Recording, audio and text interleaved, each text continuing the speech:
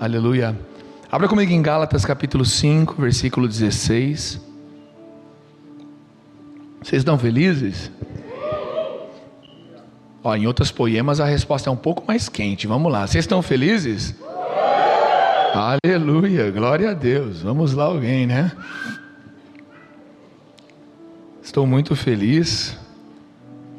Eu sinto realmente o pairar de uma brisa suave neste lugar. Vamos lá, alguém, né? E não sou eu, tá? É a brisa do Senhor. Aquilo que alcançou Elias na caverna, né? Muito interessante. Mantenha aberto aí. Eu acho muito interessante, esses dias ouvimos algo do Mark. O lugar onde Elias, ele estava escondido com medo, cansado, aflito, com crise. Elias estava com crise naquele momento de fé. E ele estava no lugar ali, nem sabia o que ia dar, não tinha força nem para orar, sei lá. E de repente, aquele lugar, aquele monte que ele estava, é o mesmo monte em que Moisés estava quando Deus se manifestou com fogo, com terremoto, com ventos fortes. E foi quando Deus disse ao povo que todo mundo deveria se relacionar com ele. E o povo ficou com medo e falou: não, Moisés, vai você.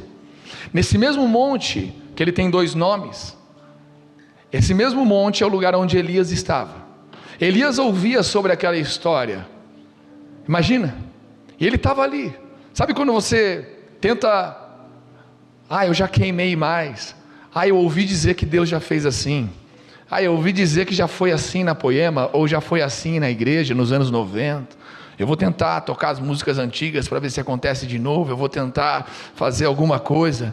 Aí você lembra talvez de 10 anos atrás, quando você queimava mais, ou 5 anos atrás, e você tenta cumprir o mesmo protocolo. Sabe aquela coisa quando você condiciona Deus a um modelo? E olha como é incrível, no mesmo monte em que Deus se manifestou com fogo, com vento, terremoto, estava Elias em crise, querendo algo de Deus. E de repente aparece fogo. Imagina como ele ficou naquele lugar. Meu Deus, é agora. Eu ouvi dizer, eu li histórias sobre esse lugar. Quando Deus veio com fogo, é agora que eu vou ser reavivado, renovado. E de repente ele vai lá, e a palavra diz que Deus não estava lá. Falou: não foi agora. Aí de repente Deus se move, vem e aparece um vendaval, uma tempestade, ele vai. Eu ouvi dizer que nesse lugar Deus se moveu com uma tempestade, eu vou lá. E quando ele chega lá, a Bíblia diz que Deus não estava lá. E de repente um terremoto, e ele fala: agora não pode ser. Eu sei, eu li que Deus se manifestou a Moisés e a todo Israel. Ele se manifestou com um terremoto a ele. E ele chegou lá e ele não estava lá. E de repente Deus aparece como um sussurro, como uma brisa suave. E ali estava o novo de Deus, sabe? Muitas vezes nós condicionamos um tipo de pregação que a gente ouvia de alguém, um tipo de louvor que a gente ouvia, um tipo de igreja que a gente servia.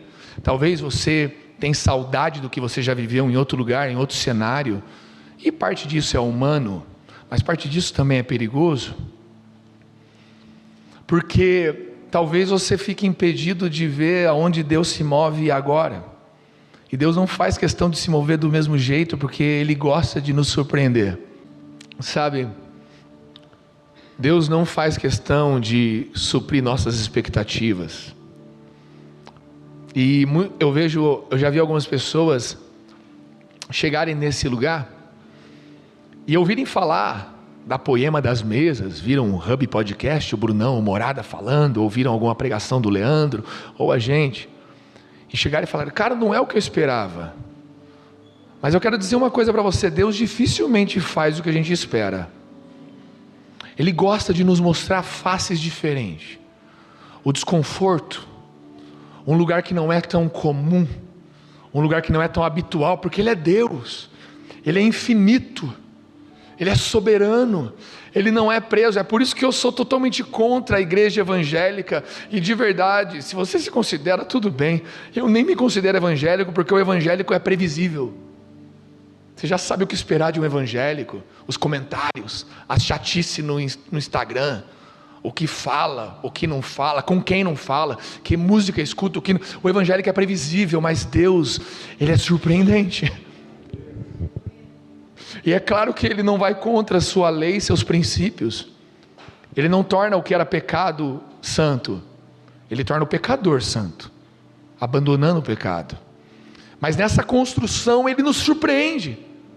E sabe, só que muitas vezes isso conflita com aquilo que nós viemos até aqui, a forma como nós nascemos, a forma como nós somos criados, a forma como nós somos crentes até aqui, dentro da Poema ou em outra igreja. Quando eu cheguei aqui mesmo, foi maravilhoso, muita coisa do que a Poema viveu antes de mim em São Paulo, mas Deus trouxe algo novo. Ele quis trazer algo novo, não porque o outro necessariamente era ruim, mas porque Ele queria algo novo. E algumas pessoas não souberam lidar. Então é muito comum as mudanças, as estações. Às vezes você está vivendo algo no GC e Deus às vezes quer te chamar para outro GC. Eu me lembro que teve uma época em que eu liderei um GC na Poema e foi o pior GC da história das Poemas. Eu comecei com 3 pessoas naquele GC e acabei com 3 pessoas. Um deles foi preso,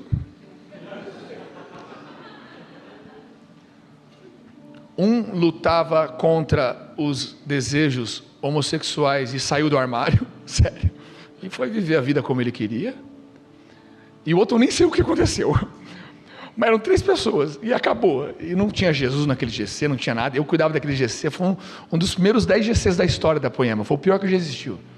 Você quer saber como não fazer GC? Eu posso te ensinar bem. Deu bem errado aquele GC, e eu lembro que eu fiquei meio frustrado, e teve vários GCs na igreja, depois, e eu não queria fazer parte de um, aí colocaram dentro de casa, e mano, era um GC chato, e era dentro da minha casa. Quando ele chegava por baixo, eu saía por cima, eu pulava o muro e ia embora. E mano, eu era um dos ministros de louvor da igreja, sem zoeira. Não era tipo, eu tocava no louvor, cara. E eu pulava, e ele era tão bonzinho que aí às vezes eu participava, mas eu sumia de lá. Aí minha mãe tinha que participar do GC, ela nem era do GC, eu falei, deixa eu receber ele aqui já que você foi embora, né? Aí eu me lembro que depois, eu vi a igreja crescendo, eu vi como eu estava regredindo ou estabilizado na fé sem crescer, sem frutificar, sem ser mudado, moldado, transformado. Então eu me lembro que eu comecei a ver as pessoas mudarem, comecei a ver a vida do Xande mudar, do Gabrielzão que está ali mudar, Gabriel Sanches, você que conhece o famoso Sanches, da mais braba, meu amigão está aí com a irmã, né? Prazer. Mas que legal, e eu fui vendo a vida das pessoas mudarem, e a minha não mudava. Falei, cara, alguma coisa está errada. Aí teve um culto que eu cheguei meio quebrantado, aquele culto que Deus te dá uma moída, você demora para se quebrar, mas Deus quebra, sabe? Porque quando você não se quebranta, eu quero te contar uma coisa, Deus te quebra. É mais barato se quebrantar do que Deus quebrar. Eu já vou te contar isso, leva isso para a vida, já se quebranta logo, já chora logo, já se ajuda. Mas custa menos, vai custar alguma coisa, mas custa menos. Mas Deus foi lá e me quebrou, e eu cheguei pro Leandro no final, eu tinha feito louvor aquele dia, falei assim, Leandro, faz uns 2 anos que eu não vou no GC. Aí ele, quê? Pois é, mano, o líder que eu tô é tão bonzinho que nem te contou, devia ter contado até. Ele, por quê, cara?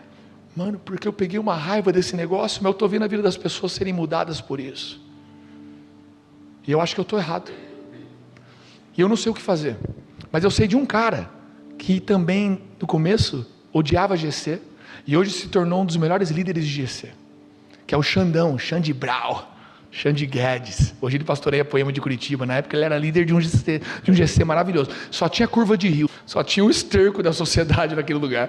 Eu falei, mano, eu sou o pior, eu vou aí. Eu fui pro GC e era estranho, mas todo mundo era engajado, e era no sábado 4 horas da tarde, mano, aquela preguiça de sabadão. E eu ia lá de lupa, ia de óculos, sentava de óculos lá com o meu HB, lembra aquele HB que abria a perninha? Era original, você abria a perninha, né? Quantos aqui tiveram essa experiência já na vida? Aleluia. Meu Deus, pouca gente encontraram um HB, né? Era HB ou HD? HB mesmo, né? Mano, aí de repente, metia a lupinha lá, o óculinho ali, Juliette. Ficava assim, ó. Ô Brisa, faz um louvor para nós. Não quero. Ô Brisa, fala alguma coisa aí. Tô afim não. Ô Brisa, ora por nós aí. Não, deixa eu quieto aqui. E cara, eu me lembro que pelo menos eu era sincero. Eu não estava feliz, mas eu queria que alguma coisa me ressuscitasse naquele lugar.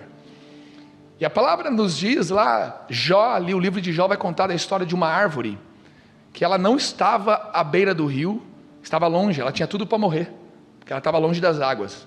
Mas o cheiro das águas alcançou aquela árvore e deu vida para ela. Falei, mano, eu não estou muito no rio igual vocês não, mas vamos ver se o cheiro dessas águas me curam. E começaram a me curar, já comecei a tirar o Juliette, já topei fazer louvor um dia, e a parada começou a rolar.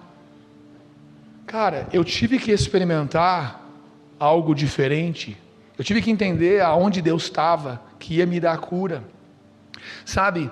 E hoje, até hoje o Dodô lidera a GC lá, né? Um grande líder de GC, esses dias a esposa dele deu um testemunho poderoso, até hoje está lá líder, eu lá oscilei igual um doido lá, e o Dodô está firme e forte.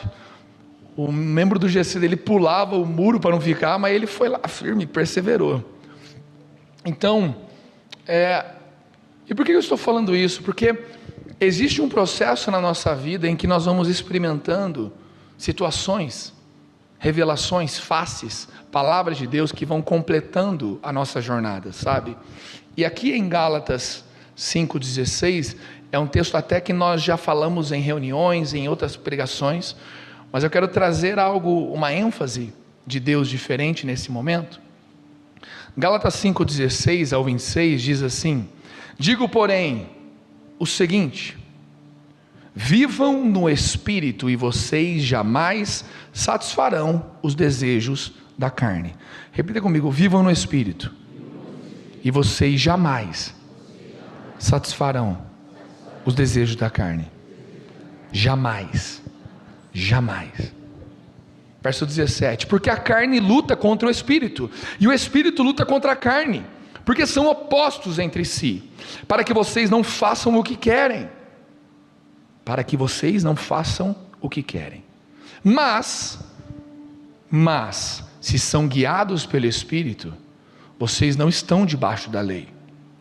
Ora, as obras da carne são conhecidas e são imoralidade sexual, impureza, libertinagem, idolatria, feitiçarias, inimizades, rixas, ciúmes, iras, discórdias, divisões, facções, invejas, bebedeiras, orgias e coisas semelhantes a estas.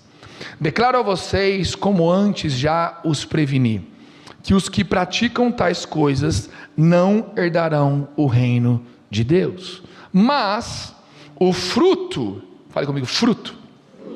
O fruto do Espírito é amor, alegria, paz, longanimidade, benignidade, bondade, fidelidade, mansidão e domínio próprio. Contra estas coisas não há lei. E os que são de Cristo Jesus crucificaram a carne. Fale comigo, crucificaram a carne com as suas paixões e os seus desejos. Se vivemos no Espírito, andemos também no Espírito. Repita comigo: se vivemos no Espírito, andemos também no Espírito. Sabe, existem N desafios na vida de cada um aqui. Só que, além dos desafios normal do CPF, CNPJ, seja lá qual for, existem desafios maiores, que é carne contra o Espírito. E a guerra é sua, não é minha. Eu não consigo vencer por você, por mais que eu queria. Eu não consigo, porque já dou um baita ralo para tentar vencer as minhas, que já é um baita B.O. Mas é o Espírito contra a carne contra o Espírito. E tudo isso acontece para que nós não façamos o que a gente quer. Sabe, quase todo mundo que está aqui, se não todos, querem viver para Deus, querem obedecer a Deus, querem ser santos, querem não olhar com olhar maldoso, malicioso para outro. que não pode, querem não falar mais do que deveria, não serem grosseiro, querem governar bem as suas vidas, querem cuidar bem de sua família, quer cuidar bem da sua casa. Todo mundo quer, mas muitas vezes, sabe, talvez até mesmo o que a gente falou no ofertório, sobre essa oscilação que a gente enfrenta aqui na cidade de São Paulo, como em nenhuma outra poema do Brasil e até do mundo, a oscilação de várias coisas que acontece muito. Talvez até isso a maioria daqui reconheça em si e queria ser diferente. Eu não queria ser assim, sabe? E quando você percebe essa luta para que eu não consiga fazer o que eu quero, aqui mostra que o único caminho é matar a minha carne junto com as minhas paixões e desejos, porque aquele que vive no Espírito também anda no Espírito, e não tem como as duas coisas corroborarem, sabe? Quando você lê aqui os frutos do Espírito, amor, alegria, paz, longanimidade, benignidade, bondade, fidelidade, mansidão, domínio próprio, você sai ali querendo decorar ali, domínio próprio, eu vou ter o fruto do Espírito, eu vou frutificar, domínio próprio, não consegue nem vencer um brigadeiro, não consegue nem vencer um pudim, aí você fica frustrado, fala, meu Deus do céu, eu vou se matar, eu não valho nada. Então assim, é muito difícil, e às vezes alguns crentalhões evangélicos, é por isso que eu não gosto muito da igreja evangélica, ela favorece muito a máscara, é fácil das pessoas se enganarem na igreja evangélica, porque você põe uma roupa de crente, fala igual crente, posta igual crente, ouve músicas de crente, você vive relacionamentos de crente, e anda igual crentezinho né? É um reborn, né? É um cristão reborn, o evangélico quase, né? Às vezes. E sabe, e todo mundo se engana, aí de repente um escândalo acontece e ninguém sabia de nada. Meu Deus, eu achava que aquela pessoa era santa. Agora uma família espiritual, ela não consegue esconder nada de ninguém, sabe? As igrejas, elas caminham por um caminho que cada vez mais elas se parecem com uma empresa, em que tudo funciona muito bem, a gestão, equipamentos, prédios, gestão financeira, gestão ministerial, e não estou falando contra essas coisas, mas, estava esses dias na casa da Bruna e do Gabriel, acabou que a gente ganhou uma mesa ali de 1 hora, e a gente começou a falar, cara, você tem ideia que a igreja, segundo a Bíblia, não segundo a poema, Bíblia, segundo a palavra de Deus, ela é mais parecida com o que a gente vive dentro da nossa casa, do que com o que a gente vive dentro do nosso trabalho. Agora, por que se parece tanto com o trabalho, a igreja, e não com a nossa casa? E quer dizer que é melhor? Não. Às vezes para alguns que são meio workaholic, o ambiente de trabalho é o melhor lugar. Você foge do seu casamento trabalhando, você foge dos seus filhos trabalhando, você foge da criação do seu filho trabalhando, você esconde porque você é um workaholic tamanho que esconde todo o vazio que é evidente na sua casa, porque onde se evidencia o vazio não é no seu trabalho, não é na sua conta, é na sua casa. Lá mostra tudo, vazio no casamento, vazio no cônjuge, vazio nos filhos, nos pais, na relação. A casa revela tudo. Não há maquiagem dentro de uma casa. Você sabe quem não escova o dente, e se você não vê, você vai cheirar, e você vai dizer. A Thalissa direto fala para o Teodoro, sai daqui com esse bafo. Os crentes não têm coragem de falar que o outro está com bafo, mas a Thalissa fala para o Teodoro, e o Theo fala também, que bafo de cocô. Casa. A gente sabe quem toma banho para dormir, quem não toma. A gente sabe quem está mais feliz, quem está mais triste. A gente sabe o que cada um gosta, o que cada um não gosta. É uma casa. Não é impressionante. É uma casa. Uma família. Pouca coisa dentro de uma casa é instagramável, mas tudo é verdadeiro. Pode não ser bom, porque sua casa não tem Jesus, mas é verdadeiro. Verdadeiramente ruim, talvez, mas é verdadeiro. Mas vai mudar a sua vida a partir de hoje, aleluia, em nome de Jesus. A casa de quem está ruim vai mudar a partir de hoje.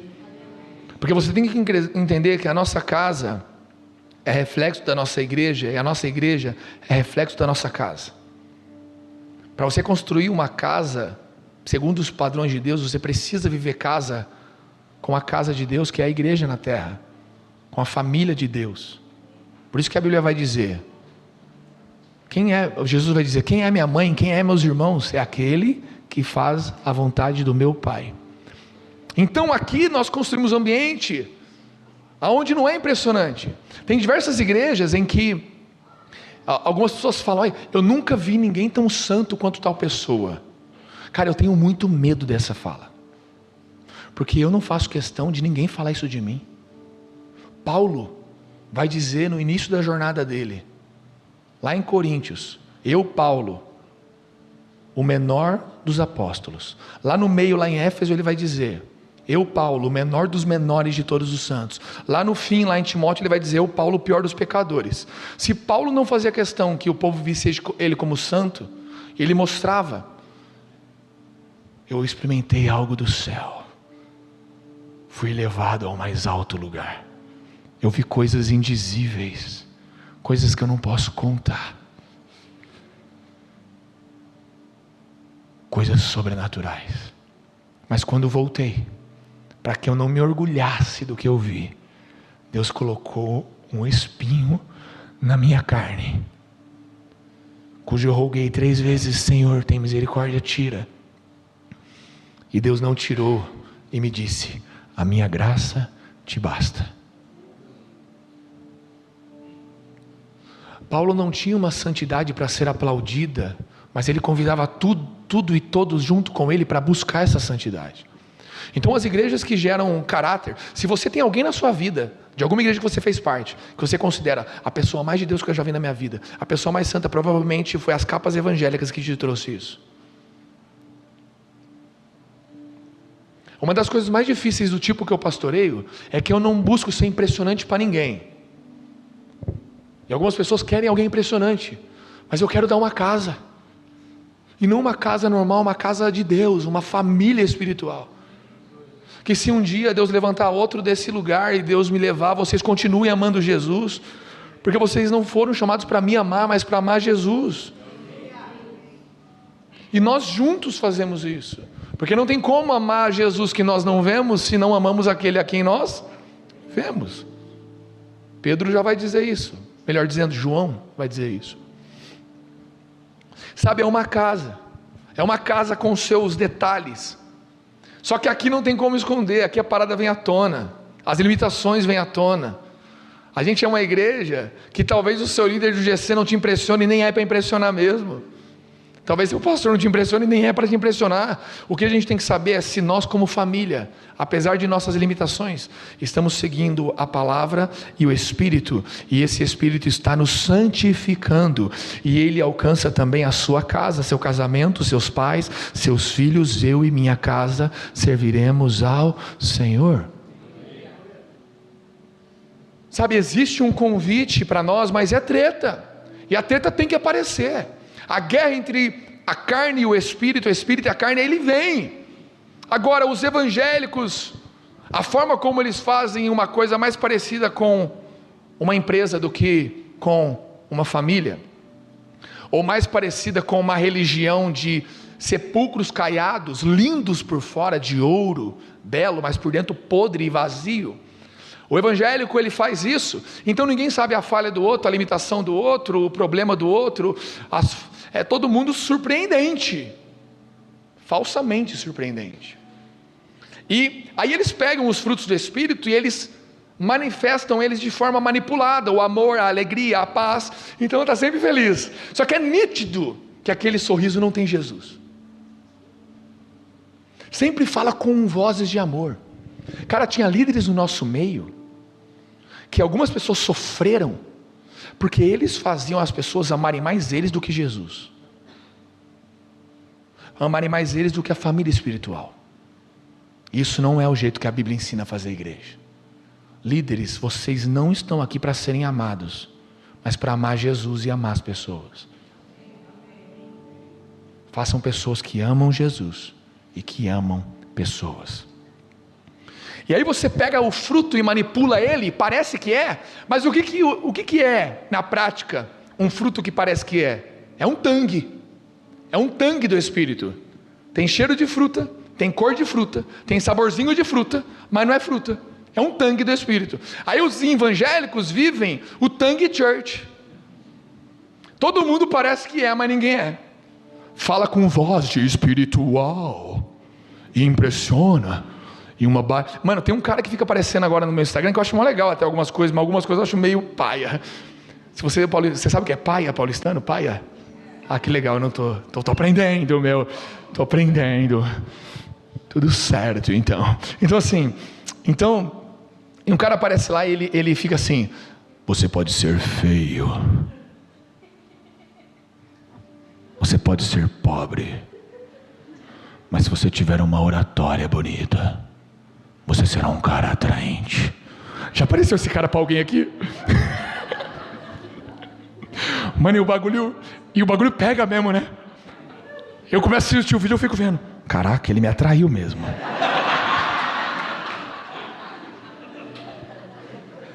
E não é que dá certo. E aí ele fala assim: eu vendo um curso de oratória, onde eu vou ajudar você a ter a voz que atrai. É sério isso? É sério. E mano, de verdade, isso que ele está falando é uma verdade. Existe um jeito que você fala que é cativante, que engana, que persuade. E nem estou falando mal desse cara, não conheço ele. Mas existem técnicas de você parecer que é o que você não é. Só que no fundo, aqueles que têm um pouco do Espírito Santo e discernem, olha e fala: alguma coisa está estranha. Cadê a vida? Sabe? Cadê a vida? Eu me lembro que alguns líderes de algumas poemas que nós conhecemos, todo bem articulado, vieram de uma cultura evangélica, se entregam super bem, fazem tudo bem. Eu acho muito legal, assim, o que Deus tem feito. O Vini veio aqui e ministrou praticamente nu aqui semana passada. Aí o Veríssimo, que vem de uma história, está com a gente já, o quê? 1 ano e meio? 1 ano e meio? Está com a gente? Cara, o dia que Jesus me disse assim, ele vai vir sem bagagem, pode chamar. Eu falei, então agora eu chamo. E veio aqui, simples de tudo aqui. Falei, cara, é disso que a gente está precisando, homens renovados. Homens que estão se tornando uma folha em branco para Jesus reescrever uma história mais alta para eles. Agora, fazer de um jeito que atrai. Eu fui na casa de alguns líderes de alguns poemas, que cara, eles eram todos bem articulados, gestão e frutificação, multiplicação de GC, supervisão e tal. Mano, o cara era assim, ó, high performance. O cara era nível alto, assim, entrega. Só que você ia na casa dele, no casamento você não via vida, nos filhos você não via vida, nos móveis, o cuidado com a casa. Cara, você não precisa ter dinheiro para comprar móveis caros, mas cuida do que Deus te deu e deixa Deus te dar alguma coisa maior ali, melhor daqui a pouco, cara. Cuida do detalhe, limpa a parede que está suja, troca o vidro que está quebrado, porque Deus ele se manifesta a 360 graus na nossa vida, cara. Isso não é futilidade, isso é carinho, é amor. Eu olhava, não tinha nada disso, vidro quebrado, as coisas tudo cinza, apagada, um casamento. Cara, a hora que eu entrei um pouquinho já espanou. Falei, eita, o que tinha dentro do sepulcro bonitinho ali, não era de Deus não. Alguns desses já se submeteram e foram curados, outros desses não. Por quê? É o tangue do Espírito. E o pior é que essa manipulação do fruto, essa falsificação do fruto, ela não contém as vitaminas e nutrientes de um fruto verdadeiro, e ainda contém toxinas de um fruto falso. É falso. Agora, a igreja evangélica, ela enfatiza o fruto, e a galera acha que fruto é GC lotado. Meu amigo, tem muito GC lotado que não tem Jesus lá. Porque onde eu sei que tem Jesus, não é no tanto de pessoas que tem lá, mas é no tanto que as pessoas estão sendo transformadas. Se tem 10 e alguém está sendo transformado, é melhor do que 100 e ninguém estar sendo transformado. Porque o Evangelho é poderoso para transformar vidas. E sabe, nós vemos essa capacidade de enganar e de fazer, e frutificação. Meu amigo, o verdadeiro fruto não é aquele que faz você ganhar uma alma para Jesus, é aquele que faz você se parecer com Jesus. Fruto, segundo a Bíblia, é caráter, não é dom. Fruto, segundo a Bíblia, é quem você é, não é o que você faz. Como consequência de alguém que tem bom fruto, é claro que quando você estiver no seu trabalho, na praça, no mercado, e algum atendente, algum funcionário, algum amigo, chegar perto de você e comer do seu fruto, vai falar: epa, o que é isso que você tem? Você vai falar para ele: ei, eu posso te mostrar algo que eu não tinha e agora eu tenho. Eu era morto e agora vivo. Conheci a religião, foi legal, mas conheci Cristo, isso transformou a minha vida. Se quiser vir comigo, vem. O fruto não é quem você ganha, o fruto é o que faz você ganhar alguém para Jesus. O fruto não é o que faz seu GC ser lotado, o fruto é o que faz as pessoas de lá serem transformadas. Então, só que as pessoas querem manipular, porque o foco do crente é frutificar. E eu sei que em algum nível, Jesus fala em sua palavra da árvore que não frutifica. Eu sei que em algum nível a Bíblia vai cobrar da árvore que não frutifica. Mas o problema é que nós estamos focando no fim da história, no fruto. E se você foca no fruto, você vai tentar manipular ele, forjar ele, forçar ele, fazer com a sua força. Só que o segredo do fruto está na primeira menção de fruto na Bíblia. Abra comigo em Gênesis capítulo 1, versículo 11.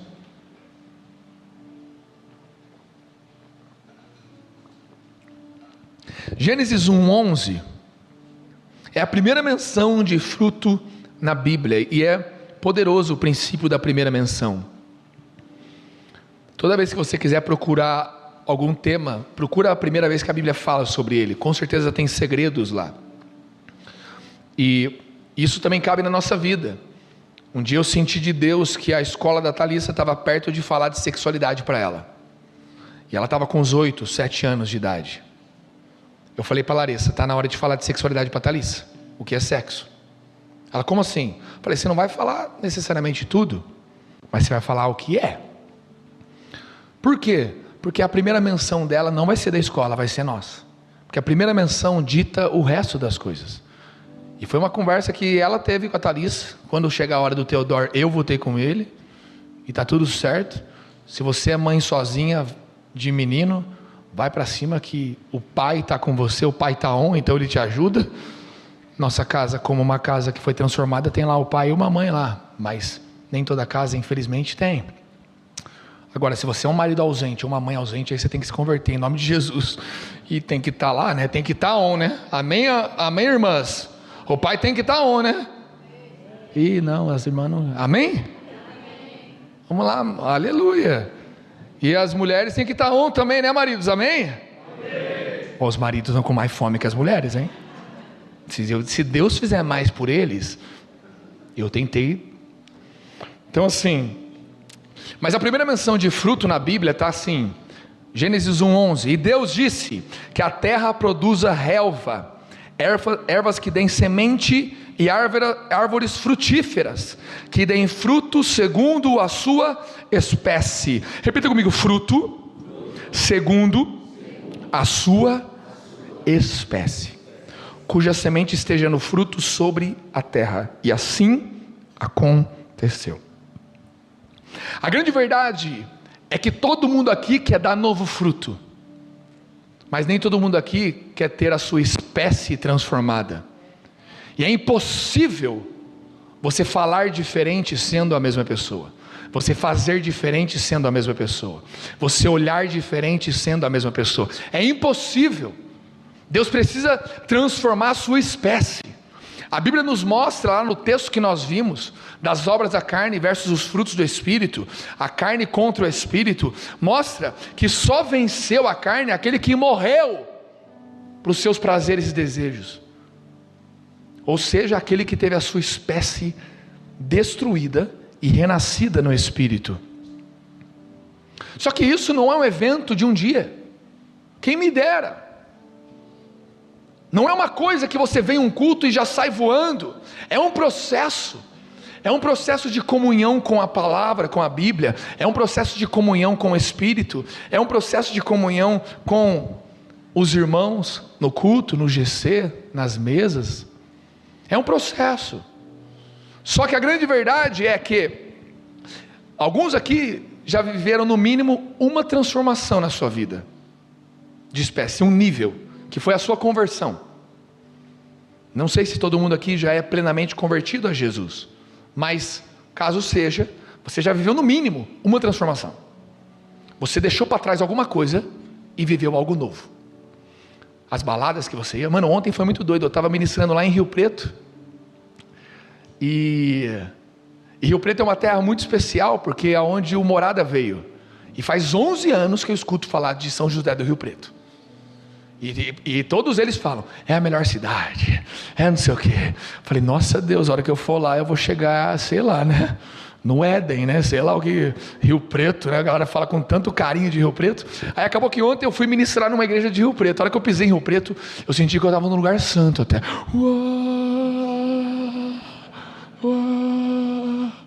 Falei, Rio Preto.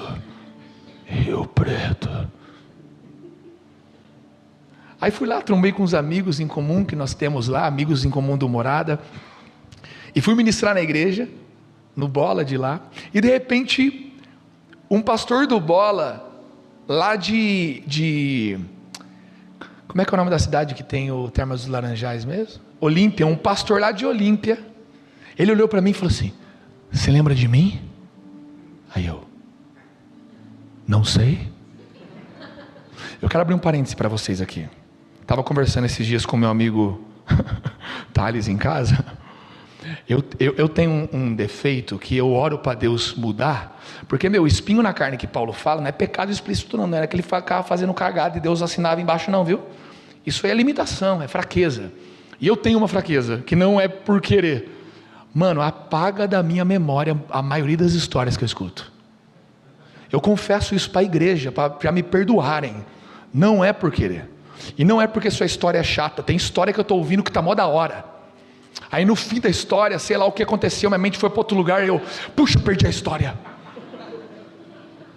É sério, tem hora que pode ser, porque você está meio chatinha a história, mas a maioria das vezes sabe, e às vezes eu escutei a história inteira, eu interagi, eu ouvi, mas, sei lá, apaga. A Larissa conta que a minha mãe, ela conta, faz 18 anos que a Larissa conhece minha mãe, ela conta as mesmas histórias todas as vezes que ela está aqui. A minha mãe vai vir terça para cá, ela vai ficar de terça até quinta-feira. Vai ser a primeira visita dela dormir em São Paulo com nós aí. Eu falei, vem Marinha, vem. Consegui uma folga na padaria lá, minha mãe é caixa de uma padaria lá em Taubaté, e vai vir aí passar uns dias em Sampa, meu. Ah, não pode falar Sampa, em São Paulo, SP, cara. Sampa é coisa de gente de fora, fiquei sabendo. Mas enfim, aí a minha mãe, com certeza ela vai vir e vai contar as mesmas histórias. Que a Larissa fala que é sempre assim. E a Larissa já ouviu aquilo 35 vezes. Mas a coisa que mais assusta ela, não é a minha mãe contar 35 vezes a mesma coisa, é as 35 vezes eu me impressionar.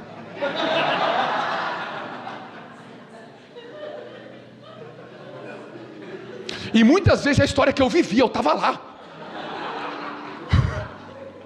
Então eu quero confessar meu coração, que o dia que você me contar uma coisa que foi muito bom, e eu às vezes até ouvi, pirei, e de repente depois você me fala outro dia, eu pedi para você, me conta de novo por favor, eu só adore. Tem misericórdia do pastor de vocês, do amigo de vocês, aleluia. E por que eu estou contando mesmo da parada de esquecer? Ah é, por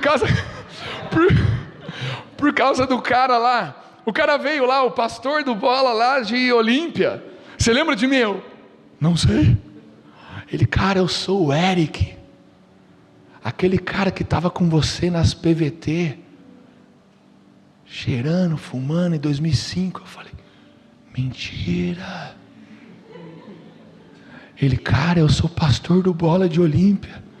Meu olho já se lacrimejou. Eu falei, meu Deus, cara, que maravilhoso. Eu já abracei ele.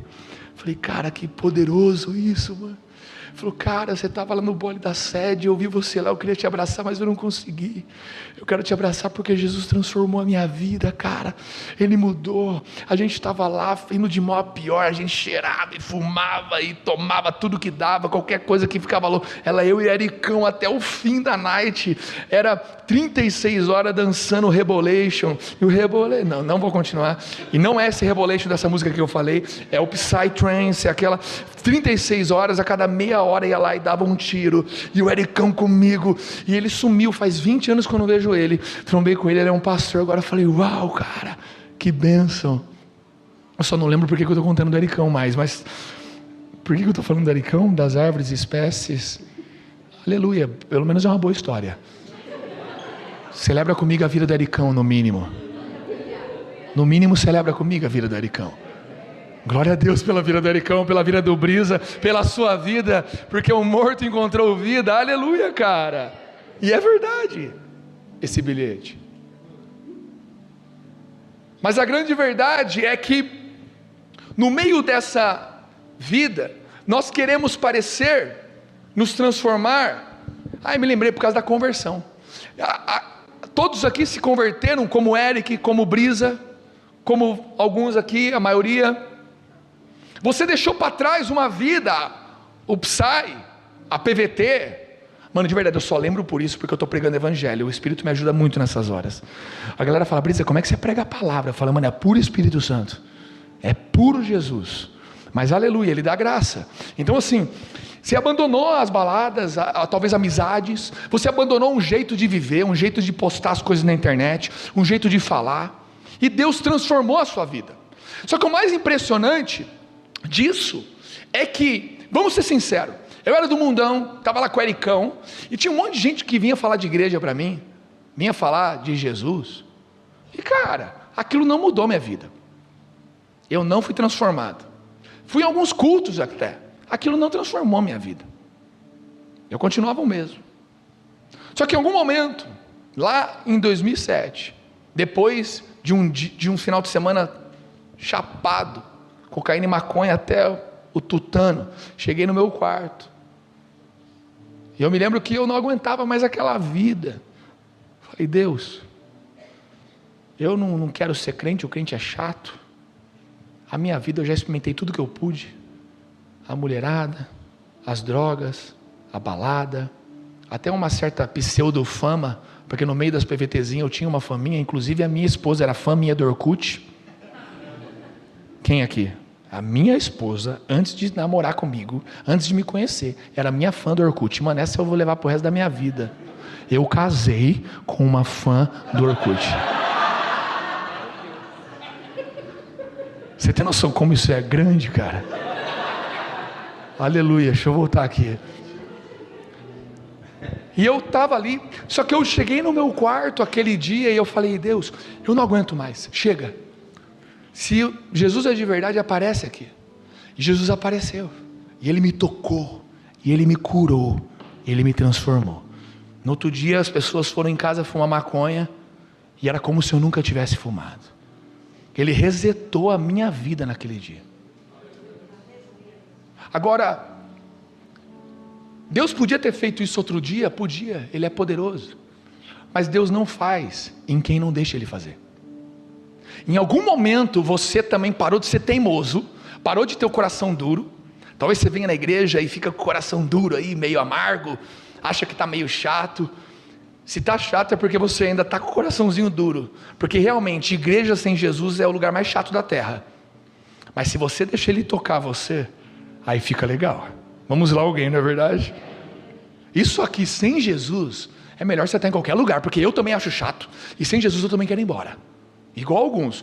Mas quando você deixa Jesus te tocar, meu Deus, a palavra fala, não vos embriagueis com o vinho que leva a contenda, mas vos embriagueis do Espírito Santo de Deus.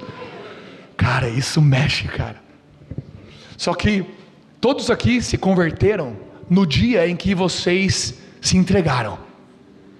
Não foi Deus que veio e te converteu, Você se entregou, você parou de resistir, você parou de lutar contra, você parou de tentar ir na sua maré. Você falou: Deus, custe o que custar, eu preciso de uma nova vida. Eu não sei o que te doeu, o que foi, mas alguma coisa te deu a plena consciência de quem Jesus era, de quem você era, da vida que você estava tomando, e falou: Jesus, eu preciso mudar de vida. E Jesus mudou a sua vida.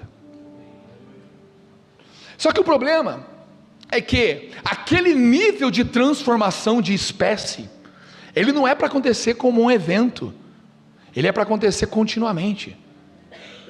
Por que que a gente vai sendo menos transformado à medida que somos crentes há mais tempo? Deus perdeu o seu poder? O Deus que me transformou um dia não pode me transformar de novo? O Deus que me curou um dia não pode me curar mais? O Deus que me tocou um dia não pode me tocar mais, cara? Se for isso, eu não quero mais. Mas eu sei que não é por isso. Porque Deus só me tocou e me curou nos dias em que eu me entreguei. Então o que mudou? Deus? Não. Provavelmente uma dureza, uma falta de entrega, sabe? Uma falta de deixar Deus fazer. É simplesmente deixar Deus fazer. A sua conversão foi deixar Deus fazer. E a sua transformação hoje para mais um nível ainda é a mesma coisa: deixar Deus fazer. Ele pode fazer para aqueles que se entregam. E o que ele vai fazer então? Ele vai dar novos frutos? Não. Ele vai dar uma nova espécie. Ele vai te fazer uma metamorfose da sua essência, dos seus motivos. A religião, talvez que é carregada, vai ser tocada e tirada. O medo vai ser tirado. A mágoa com pai, com mãe, com marido, com esposa, vai ser arrancada. A frustração com o filho vai ser tirada e vai colocar um amor e um governo e uma vida para derramar no filho. Sabe, eu não sei, mas a transformação que a gente vive com Deus não é para diminuir ao nível que a gente carrega e anda essa vida, é para crescer. O espaço que Deus tem para nos mudar não tem que diminuir, tem que aumentar. Mas a gente começa como um ninguém, como um nada, e de repente Deus vai nos deixando mais bonitinho. Se você quiser ouvir algo que vai acrescentar essa palavra, procura no nosso Spotify lá, tem lá Poema SP, procura a pregação Jacó Church, quando Deus pega um Jacó e transforma em Israel. Pega lá que nós somos a Jacó Church, pode ouvir lá no Spotify nosso. Sabe, Deus pega a gente todo estrupiado, morto, e nos reconfigura, começa a mudar a nossa espécie. Mas aquele que começou ainda não terminou. Repita comigo: aquele que começou ainda não terminou. Vamos falar mais uma vez: aquele que começou ainda não terminou. Está escrito na Bíblia, não é o brisa. Aquele que começou a boa obra terminará. Em nome de Jesus. Se Ele um dia nos tocou uma vez, nos tocou duas vezes, nos tocou, nos transformou, nos curou, Ele precisa continuar transformando nossa espécie, transformando nosso caráter, nossa essência, nossos motivos, nossas motivações. Precisa.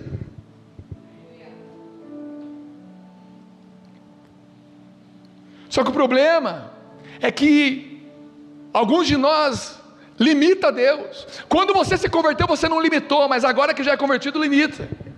Eu sou assim, eu não gosto disso, eu não gosto daquilo, eu sou meio duro mesmo, eu sou meio chorão mesmo, eu sou meio bobão mesmo, eu nasci assim, eu fui criado assim, eu não sei o que, eu não quero saber quem você é, eu não quero saber nem quem eu sou, eu quero saber quem Deus é e quem Ele quer que eu me torne, e o que Ele quer fazer na minha vida. Eu preciso desse lugar, e as pessoas ficam presas. Eu não gosto disso mesmo, e não gosto pro resto da vida. Só que olha só para você ver que interessante, Cristo Cristo veio para a terra perfeito. Ele estava com Deus, segundo João capítulo 1, desde a eternidade. Quando Deus fez a terra, Ele estava lá, e tudo que foi feito por meio dEle. Ele era perfeito. Ele nasceu. E Hebreus 5:8, olha o que diz: embora sendo filho, aprendeu a obediência pelas coisas que sofreu, e tendo sido aperfeiçoado. Cara, eu estou falando de Jesus, cara. O Verbo se fez carne. Você acha que o seu nascimento, quem você é tão imutável, a ponto de que o próprio perfeito Cristo se fez aperfeiçoado? Quem você nasceu, o contexto que você nasceu, a família que você veio, seus gostos, seus desgostos, o que você não gosta pro resto da vida. Se você é estúpido pro resto da vida. Se você é grosseiro pro resto da vida. Se você é emocionalmente instável, é instável pro resto da vida. É tudo pro resto da vida. E o próprio Cristo, que estava na eternidade com Deus perfeito, nasceu e se fez aperfeiçoado. Aprendeu a obediência pelas coisas que sofreu, e tendo sido aperfeiçoado, tornou-se o autor da salvação eterna para todos os que lhe obedecem. Sabe por que não chega salvação mais na sua casa? Porque não chega aperfeiçoamento na sua vida. Cristo somente pôde se tornar salvação quando Ele se fez aperfeiçoável.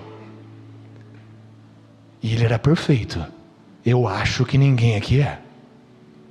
Agora a gente quer morrer grosso do mesmo jeito, bobo do mesmo jeito.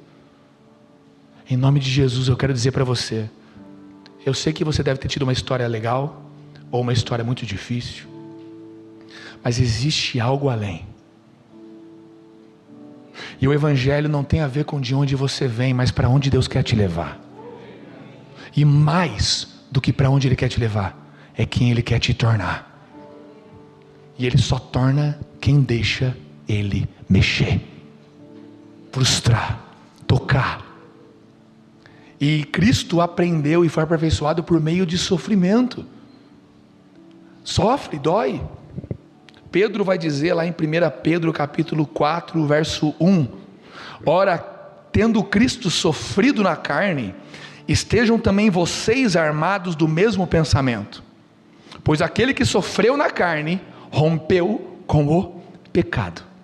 Quando ele fala que Cristo sofreu e fala para você estar armado do mesmo pensamento, é assim, mano, tenha consciência de que Cristo sofreu e foi aperfeiçoado, e a partir do aperfeiçoamento dele, salvação chegou para alguém. O seu e o meu não aperfeiçoamento está retardando a salvação chegar para alguém também, cara. E eu nem falo isso diretamente para quem não é convertido a Jesus aqui, porque você é quem precisa de salvação nessa noite, mas eu falo isso para os crentes. E a gente está aqui se julgando salvo, e Cristo quer mudar alguma coisa. Eu sou assim. Cristo quer tocar alguma coisa. Não, é desconfortável. Não, eu. Em nome de Jesus, Jesus quer continuar mudando a nossa espécie. Não importa se você nasceu numa família rica, pobre, se você foi abusado ou bem cuidado, se você acertou ou errou, Deus quer pegar você e eu e quer construir uma nova espécie. Mas para que uma nova espécie nasça, outra vai ter que continuar morrendo. É doloroso, é difícil. Sabe, quando eu comecei a aprender, depois dessas loucuras minhas com GC, eu comecei a ficar meio bitolado em transformação. Porque a palavra vai nos dizer, lá em Romanos 12:2, não se amoldem ao padrão deste mundo, mas transformem-se pela renovação da sua mente. Não se amoldem aos padrões deste mundo, Romanos 12:2, mas transformem-se pela renovação da sua mente, para que sejam capazes Olha porque Deus quer nos transformar, cara. Capazes de experimentar e comprovar. Experimentar e comprovar. Experimentar e comprovar a boa, agradável e perfeita vontade de Deus. Só quem deixa Deus transformar que experimenta e comprova. Puxa, minha vida que eu tinha era tão ruim sem Jesus, cara. E de repente eu experimento de uma boa e perfeita, agradável vontade, porque eu deixei Ele me mudar um pouquinho. E de repente eu paro de deixar Ele me mudar. Eu me fecho. Eu me esfrio. Eu me afasto do corpo, me afasto dele. Até porque Cristo não foi transformado sozinho, mas como irmãos. É ferro afiando ferro, meu amigo, aqui. Então, eu me afasto e não deixo mais Deus fazer. E o que acontece? Eu paro de experimentar a boa, agradável e perfeita vontade de Deus. E quando eu comecei a aprender o poder dessa renovação de mente, que a palavra grega é a famosa para muitos crentes velho aí, metanoia. Inclusive, o primeiro influa que teve chamava metanoinhas. Os pais olharam e falaram: não, metanoinhas não. Os pais tiraram esse nome. E acho que bom, né? Acho que o ministério que esse nome é parar no Fuxico Gospel até. Enfim. Mas sabe, eu fiquei tão fissurado por essa verdade de transformação, que eu comecei a abraçar tudo. Eu fui criado mimado para comer tudo, eu era chato. A minha mãe deixou eu comer miojo por 2 anos, em toda a refeição. E nem culpo ela, nem dá para culpar. Meu pai saiu de casa, ficou ela sozinha ali, ele desviou, ela desviou. Miojo por 2 anos. E os outros 2 anos foi só carne de hambúrguer. Nem sei o que é aquilo, mano. Eu comia aquilo toda a refeição. Eu cresci comendo só o que eu queria. Eu não comia comida de ninguém, não comia comida, não comia arroz e feijão, não comia nada. Eu só comia lanche, miojo. Eu ia no retiro da Poema. Você lembra, Gabrielzão? Você estava lá já? Eu levava cup noodles. A galera lá comendo um bifezão maravilhoso, tipo esse que a gente teve no Bereanos, agora na formatura. Vamos lá, alguém, Bereanos, aleluia. Teve um banquete aqui, ó, quem vai abrir nova turma, ou para o semestre que vem, ou para o ano que vem, fica esperto, que logo logo abre. E teve uma formatura maravilhosa, um banquete, fica aí a propaganda. Mas tinha um banquete como aquele que tinha aqui no retiro, e eu levava cup noodles. Meu Deus! Fala comigo, Deus me livre. Para alguns paulistanos, é o lamen, né? Lamentável, né?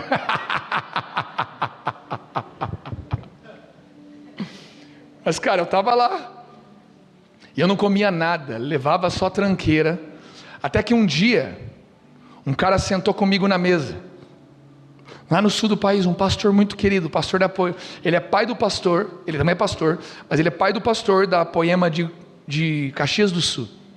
Ele sentou comigo e falou assim: Brisa, e eles tinham colocado uma comida maravilhosa, eu pedi um pão puro, tinha um banquete lá, comida de sulista, mano. Então, eu lembro que esse pastor sentou comigo, eles tinham servido um jantar maravilhoso, uma comida maravilhosa, e eu falei assim: tem pão? Aí ele: pão? Mas pão com o quê? Pão puro. Tem. Eu peguei o pão, e ao partir o pão, e comecei a comer o pão.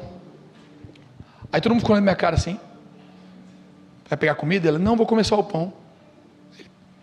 Não, mas pega a comida aí, cara. Cara, eu não como comida.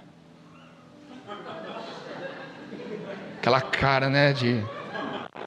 Se inhame tivesse cara, era essa aqui.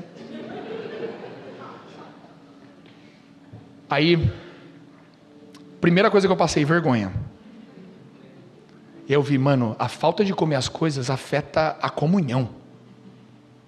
Então já está errado. Por isso que a Bíblia fala: tudo que colocarem na mesa, coma. Está na Bíblia, tá?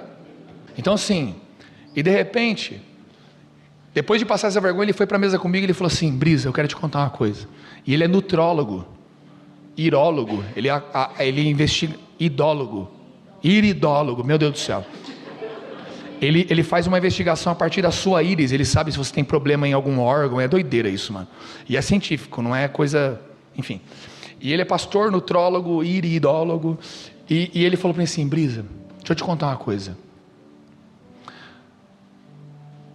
O pecado da gula é tão pecado quanto o pecado do adultério, quanto o pecado da fornicação, da mentira, do homossexualismo. O pecado da gula é pecado, cara. E o crente acha que gula é comer mais do que aguenta. Você está cheio e continua comendo. É fácil, né? É só não vomitar que não é pecado. Vai no rodizão, forra a tampa. Ele falou assim: gula não é comer muito, gula é comer errado. Glutonaria é não comer por propósito. E se Deus pôs na mesa, se Deus fez, faz bem para o corpo, precisa da vitamina, precisa daquele nutriente, daquela fibra, daquilo. E digo mais, além disso tem a questão da comunhão. Se você está numa mesa e deixar de comer aquilo vai afetar a comunhão, cara, você não está comendo por propósito, você está comendo por bel prazer. E tudo o que você faz por prazer, sexo dentro do casamento é abençoado. Mas se pelo prazer você sai por aí adoidado fazendo sexo com todo mundo, é pecado. Então comer não é pecado, mas comer errado é. Naquele momento eu parei e falei: cara, peraí.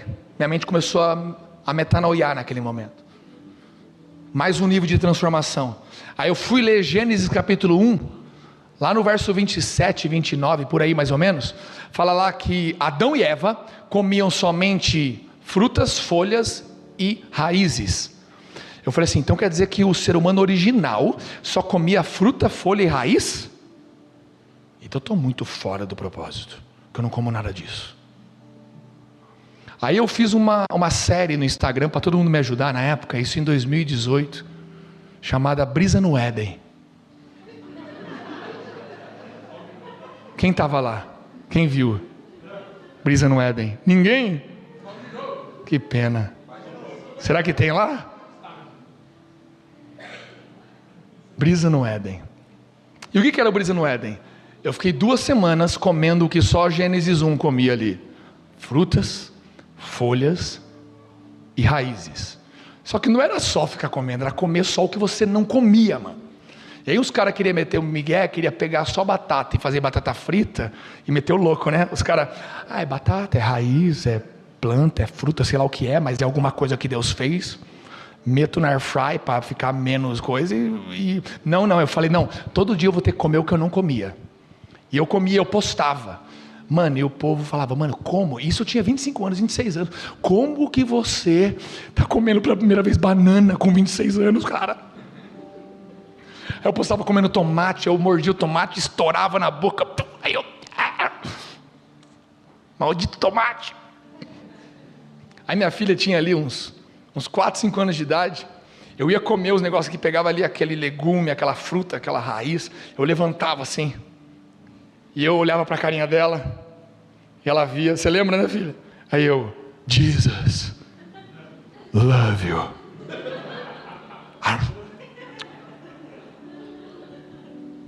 Mano, foi terrível. Foi sofrimento, velho. Só que, cara, Jesus mudou minha vida.